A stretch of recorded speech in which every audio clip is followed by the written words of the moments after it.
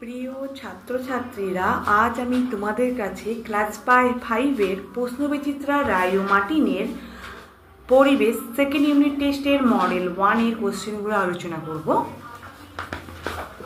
দেখো দিয়েছে কি, একের দাগে আছে নিচের প্রশ্নগুলির উত্তর দাও। একের একে আছে কলকাতার ঢাল কোন দিকে? উত্তর হবে পূর্ব দিকে। একের দাগে 2-এ আছে ভারতীয় বাইসন কাকে বলে? গৌড়। একের দাগে 3-এ আছে প্রথম কোন পশু পোষ মেনেছিল? উত্তর হবে কুকুর। 4-এ আছে দুটো বন্য পশুর নাম লেখো। উত্তর হবে বাঘ আর সিংহ। 5-এ আছে জীব বৈচিত্র্য কাকে বলে? উত্তর হবে, আমি তোমাদেরকে দেখিয়ে দেব যে পেজ নাম্বার,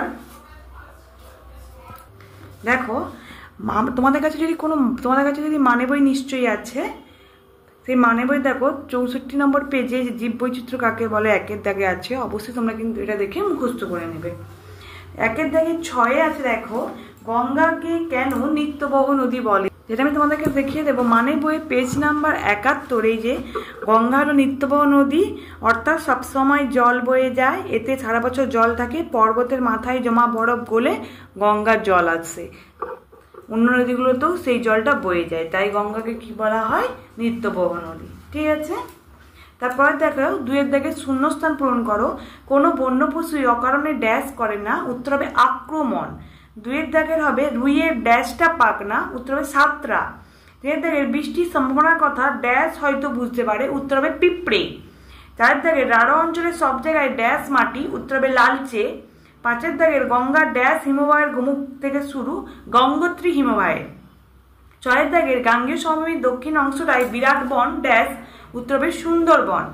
3-এর দাগে দেখো সঠিক উত্তরটি বেছে নিয়ে লেখো। একে আছে চিংড়ি একটি মেরুদণ্ডী না অমেরুদণ্ডী প্রাণী? উত্তর হবে অমেরুদণ্ডী। 3-এর দাগে 2 আছে টিকটিকির ল্যাজ কেটে গেলে আবার গজায় না গজায় না? উত্তর হবে গজায়। 3-এর দাগে আছে মালভূমি অঞ্চলে মাটি লালচে না কালচে? উত্তর হবে লালচে। 4-এ আছে আমাদের দেশ স্বাধীন হয় 1947 সালে না 1948 সালে? উত্তর হবে 1947 সালে। 5-এ আছে মুর্শিদাবাদ থেকে দক্ষিণের অংশকে বলা হয় উত্তরবঙ্গ না দক্ষিণবঙ্গ? উত্তর হবে দক্ষিণবঙ্গ। 6-এর দাগের দার্জিলিং জেলার সদর শহর দার্জিলিং না কালিম্পং? উত্তর হবে দার্জিলিং। তার পরের পেজে দেখো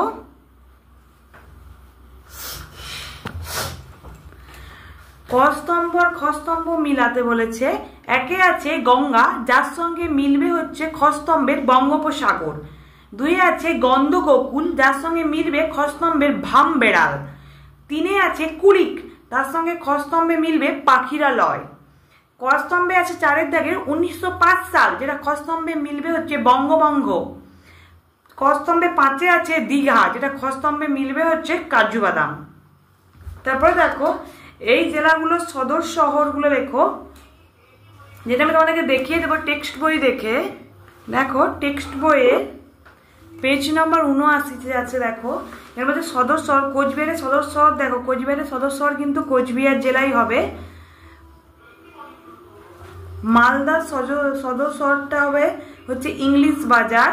ঠিক আছে, পূর্ব বর্ধমান, যেটা আমি তোমাদেরকে দেখিয়ে দেব, পূর্ব বর্ধমান জেলার সদর শহর হবে বর্ধমান। হাওড়ার সদর শহরটা আমি তোমাদেরকে দেখিয়ে দেব, হাওড়া জেলার সদর শহর হবে হাওড়া। কলকাতার সদর শহর হবে কলকাতা জেলার সদর শহর হবে কলকাতায়। আর মুর্শিদাবাদের সদর শহর হবে বহরমপুর। ঠিক আছে, তারপরে দেখো 6-এর দাগের আছে নিচের শহরগুলি কোন জেলায় অবস্থিত, সেটা আমরা দেখে নেব একবার। দেখো যেটা আমি তোমাদেরকে দেখিয়ে দেবো টেক্সট বইয়ে পেজ নাম্বার 81-তে আছে শিলিগুড়ি, যেটা আছে দেখো শিলিগুড়ি হচ্ছে কোন জেলায় অবস্থিত না দার্জিলিং জেলায়। 2-এর দাগে আছে বোলপুর অবস্থিত, দেখো বীরভূম জেলাতে বোলপুর অবস্থিত। কল্যাণী নদিয়া জেলাতে কল্যাণী হচ্ছে অবস্থিত। নবদ্বীপ আছে নদিয়া জেলাতেই নবদ্বীপ আছে। বিষ্ণুপুর